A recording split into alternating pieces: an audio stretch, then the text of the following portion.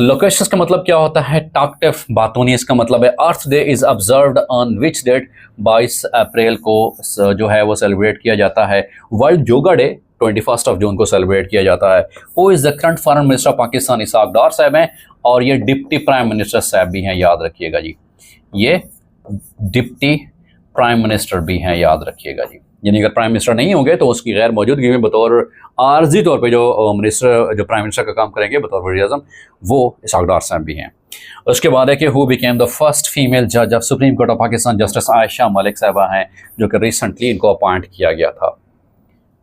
अगला सवाल हमारे पास है, that is the antonym of wrath is, wrath का मतलब गुस्सा और उसका उलट क्या होता है? Peace. The antonym of subversion, उसका मतलब क्या होता है? इक्विलिब्रियम होता है।